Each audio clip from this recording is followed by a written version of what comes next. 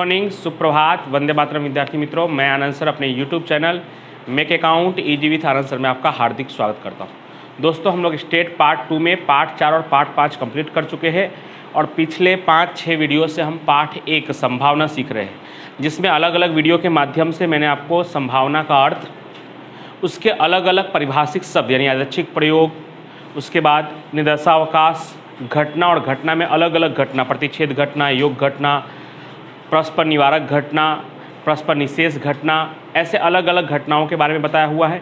उसके बाद के वीडियो में महत्वपूर्ण जो प्रयोग है उसका कुल निदर्शावकाश यानी कुल परिणाम क्या आ सकता है, या किसी महत्वपूर्ण घटना घटने का सानुकूल परिणाम क्या हो सकता है, उसके बारे में सीखा था। और फिर हमने स्वाध्याय 1.1 शुरू किया था, जिसमें अलग अलग 3 या 4 वीडियो के माध्यम से हमने क्वेश्चन नंबर 11 तक कंप्लीट कर लिया है। आज हम लोग करने वाले हैं क्वेश्चन नंबर 12 से।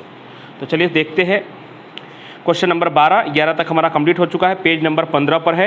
एक यादृच्छिक प्रयोग की घटना A1 और A2 निम्नानुसार है, उस पर से योग घटना A1 यूनियन A2 और प्रतिच्छेद घटना A1 इंटरसेक्शन A2 प्रदर्शित करता हुआ समुच्चय प्राप्त कीजिए। तो हम बाद में निकालेंगे, पहले आपको स्पष्ट कर दूं कि योग घटना और प्रतिच्छेद घटना क्या है और इसको हम कैसे लिखते हैं। तो योग घटना के लिए आपको क्या करना है, पहले वाला जो समुच्चय दिया है उसके सभी घटक को लिख लेना है और फिर दूसरे वाले समुच्चय के भी सभी घटक को लिखना है। बस ध्यान क्या रखना है कि कोई घटक रिपीट ना हो, दूसरी बार ना आए। क्या करना है योग घटना के लिए, यूनियन के लिए आपको पहले वाले समुच्चय के सभी घटक को लिख लेना है और दूसरे वाले समुच्चय के घटक लिखते समय जो घटक आ चुके हैं, रिपीट हो चुके हैं, उनको नहीं लिखना है, बाकी के घटक को लिख देना है। और इंटरसेक्शन का मतलब होता है जो दोनों में हो, यानी पहले वाले समुच्चय में भी हो और दूसरे वाले समुच्चय में भी हो। ऐसे घटकों के समुच्चय के समूह को हम क्या करते हैं, प्रतिच्छेद घटना। तो चलिए शुरू करते हैं। 12वें में A1 किसे कहा गया है वो देख लेते हैं। तो A1 कहा गया है x जहां, वो जो सीधी लाइन की हुई उसका मतलब जहां है, x जहां 0 से क्या है, बड़ा है और 5 से छोटा है। 0 से बड़ा है और 5 से छोटा है। तो 0 से बड़ा और 5 से छोटा का मतलब कौन कौन सी संख्या आएगी, तो 1 2 3 4, 1 2 3 4, 0 से बड़ा और 5 से छोटा। A2 के बारे में क्या कहा गया है, -1 से, x जहां -1 से बड़ा है और +3 से छोटा है। -1 से बड़ा और +3 से छोटा A2 में। तो -1 से बड़ा मतलब 0 भी आएगा, 1 2 और 3 से छोटा लिखा है मतलब 2 तक ही पूरा हो जाएगा। फिर से एक बार समझ लेते हैं। A1 में क्या कहा गया था, 0 से बड़ा हो और 5 से छोटा हो। 0 से बड़ा और 5 से छोटा कौन कौन सी संख्या होगी, तो 1 2 3 4। और A2 में क्या कहा गया है, -1 से बड़ा हो और +3 से छोटा। -1 से बड़ा में 0 भी आता है, तो 0 1 2, 2 तक ही क्यों लिखा है, क्योंकि 3 से क्या लिखा हुआ है, छोटा हो। बस अब ये सवाल हो गया। अब हमें जवाब हल प्राप्त करना है। तो पहले A1 यूनियन A2, इसके बारे में मैंने आपको कैसे सिखाया, कैसे करना है हमें इसके बारे में। तो पहले का पूरा घटक लिखना है, या आप लाइन से लगाकर लिख दे तो भी ठीक है। बस ये ध्यान ये रखना है कि सभी घटक लिखना है, कोई रिपीट नहीं होना चाहिए। तो अगर मैं लाइन से लगाकर लिखूंगा तो 0 1 2 3 4 ऐसा आएगा। और अगर लाइन से लगाकर नहीं लिखता हूं तो पहले 1 2 3 4, ए का मैंने पूरा लिख लिया। ए का पूरा लिखने के बाद बी में चेक करेंगे क्या क्या आ चुका, तो 1 और 2 आ चुका है ऑलरेडी। तो क्या बाकी रहा, तो 0 बाकी रहा। तो आप 0 यहाँ भी लिख सकते हैं, या तो फिर अगर आपको लाइन से लगाना है तो 0 आगे भी लिख सकते हैं। खैर, आप लाइन से नहीं भी लगाएंगे तो भी कोई दिक्कत नहीं है, क्योंकि यहाँ पे कोई संख्या नहीं, सबके बीच में कॉमा का निशान है। यानी A1 यूनियन A2 बराबर क्या आंसर आया, 1 2 3 4 0। अगर लाइन से लगा ले तो बहुत बेहतर है। तो लाइन से अगर हम लगाएंगे तो क्या हो जाएगा, 0 1 2 3 4, ठीक है। और नहीं भी लगाएंगे तो भी कोई दिक्कत नहीं है। अब A1 इंटरसेक्शन A2, इंटरसेक्शन का यानी प्रतिच्छेद घटना का मतलब क्या होता है, जो दोनों में हो, पहले वाले समुच्चय में भी हो और दूसरे वाले समुच्चय में भी हो, ऐसे घटक।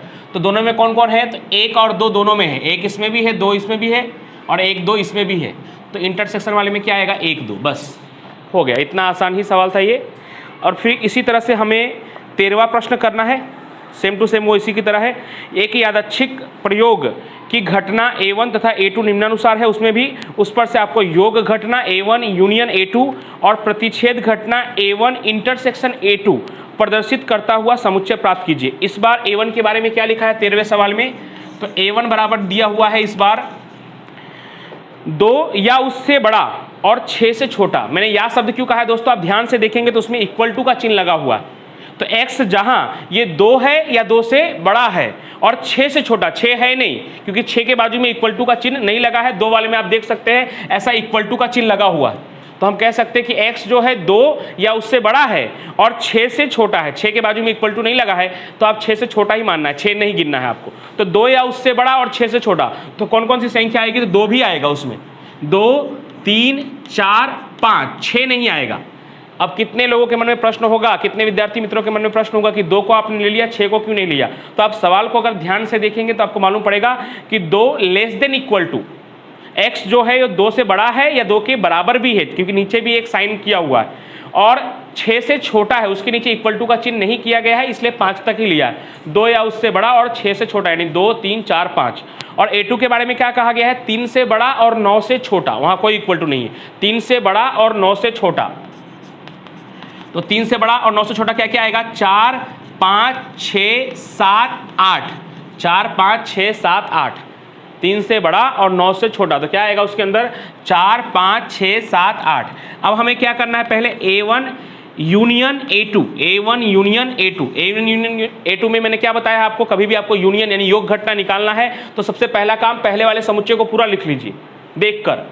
लिखने के बाद दूसरे वाले समुच्चय को भी पूरा ही लिखना है, बस अगर जो पहले समुच्चय के अंदर आ चुका है उसको वापस नहीं लेना है आपको। तो पहले समुच्चय को मैं पूरा लिखूंगा तो क्या होगा, तो 2 3 4 5 लिख लिया मैंने देखकर। उसके बाद क्या करना है, दूसरे वाले समुच्चय में 4, तो यस 4 आ चुका है, 5 5 भी आ चुका है, 6 नहीं आया तो लिख लेंगे 6 7 8। इस बार तो लाइन से भी लगा है, तो लाइन से लगाने की जरूरत भी नहीं।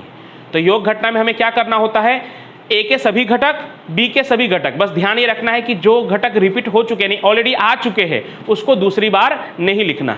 उसके बाद A1 इंटरसेक्शन A2, तो इंटरसेक्शन में आपको क्या करना है, यानी प्रतिच्छेद घटना में क्या करना है, जो A1 में भी हो और A2 में भी हो, दोनों के अंदर आए ऐसे समुच्चय के समूह को हम क्या कहते हैं, प्रतिच्छेद घटना। तो दोनों में है ऐसे कौन कौन से घटक है, तो 4 5 यहाँ पे भी है और 4 5 यहाँ पे भी है, तो क्या आंसर आएगा, 4 और 5। तो इस तरह से बहुत ही आसानी से बहुत जल्दी हमने पूरा कर लिया क्वेश्चन नंबर 12 और 13। फिर से मैं आपको याद दिला दूं, दोनों 12 और 13 दोनों सवाल एक जैसे ही है, दोनों में आपको A1 और A2 दो घटनाएं दी हुई है। हाँ, थोड़ा पहचान कर आपको लिखना है कि भाई उसके अंदर कौन कौन से घटक आएंगे, और उस पर से हमें योग घटना और प्रतिच्छेद घटना निकालना है। योग घटना के लिए हमें क्या करना है, तो योग घटना के लिए जो पहला वाला समुच्चय है A1 उसके सभी घटक लिख लेने हैं, और जो दूसरा वाला समुच्चय है A2 उसके वही घटक लिखने हैं जो अभी लिखना बाकी है, जो ऑलरेडी आ चुका है उसको नहीं लिखना है। और प्रतिच्छेद घटना यानी इंटरसेक्शन में क्या करना है आपको, कि जो दोनों में हो ऐसे घटक को आपको लिख देना है। तो पहले वाले में दोनों में क्या था, 1 2, तो वो मैंने लिख दिया था। दूसरे वाले में दोनों में क्या था, 4 5, वो लिख दिया। अब हम लोग करने जा रहे हैं 14वां प्रश्न। क्वेश्चन नंबर 14, एक यादृच्छिक प्रयोग का निर्देशावकाश U तथा उसकी कोई घटना A निम्नानुसार परिभाषित है। घटना A का पूरक घटना A डैश, हम पहले भी जान चुके A डैश कैसे निकालना है, तो U में से आपको A को क्या कर देना है, माइनस कर देना है। U माइनस A करेंगे तो आपको A डैश मिल जाएगा। U डायरेक्ट दिया हुआ है, बहुत ही आसान सवाल है। U डायरेक्ट दिया हुआ है, इस पर पहचानना भी नहीं है। U बराबर क्या लिखा हुआ है, 0 से लेकर 10 तक, 0 1 2 3 4, वहाँ उन्होंने डैश डैश कर दिया, लेकिन आपको समझाने के लिए मैं पूरा ही लिख दे रहा हूँ। 6 7 8 9 10, बाकी आप भी ऐसे डैश डैश करके छोड़ सकते हैं, 0 से लेकर 10 तक। और A बराबर क्या दिया हुआ है, तो A बराबर दिया हुआ है 2 4 6, मैंने पूरा लिख दिया 1 से लेकर 10 तक, और A बराबर दिया हुआ है 2 4 6। अब आपको निकालना है A डैश, पूरक घटना A डैश। तो A डैश का सूत्र ही होता है दोस्तों U माइनस A। ऐसे पूरक घटना कहते किसे है दोस्तों, वो भी मैंने आपको बताया है। घटना A न घटे उसे A की पूरक घटना कहते हैं, जिसका सूत्र होता है U माइनस A। हम पिछले सवालों में देख चुके हैं। क्वेश्चन नंबर, हम लोगों ने क्वेश्चन नंबर 9वें सवाल में हमने A डैश निकाला था, उसके बाद 11वें सवाल में B डैश निकाला था, तो ऐसे हमने देखा हुआ है, ठीक है।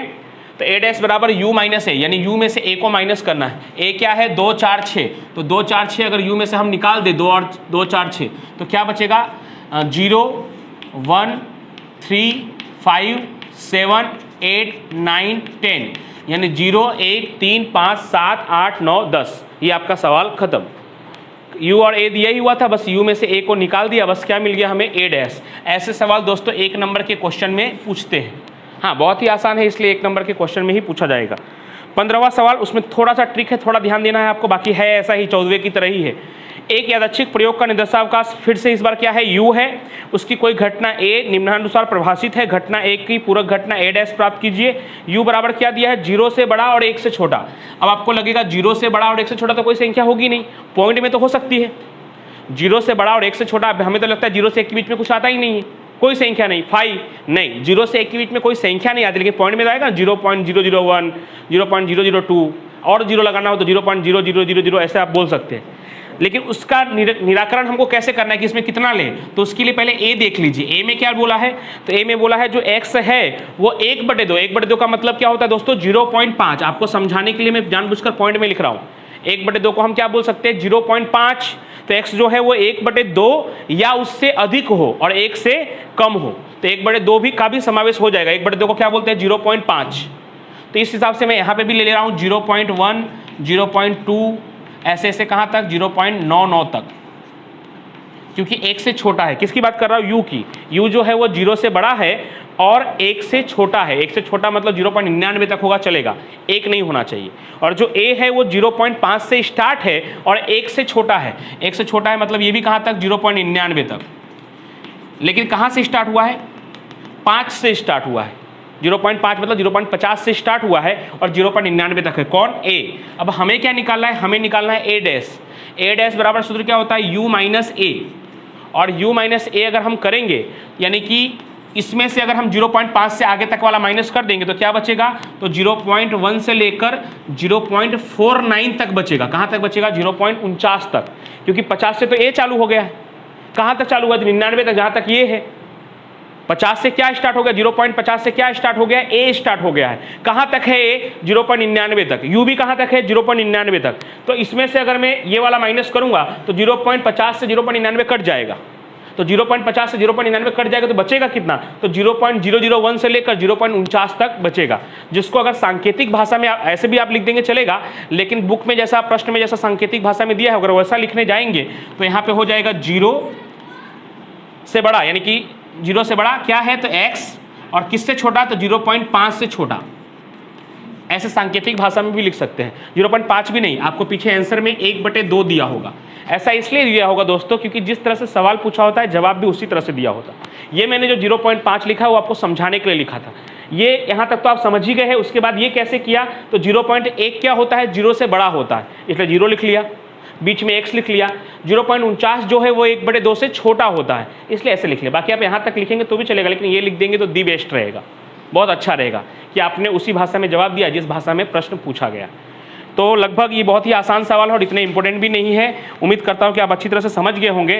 स्वाध्याय 1.1 के जो प्रश्न है, मैं पहले दिन से ही कह रहा हूँ कि वो जल्दी पूछे नहीं जाते, लेकिन वो आपको स्वाध्याय 1.2 करने में काफ़ी मदद रूप बनेंगे, जिससे आप आसानी से कुल परिणाम, सानुकूल परिणाम ये निकाल सकते हैं।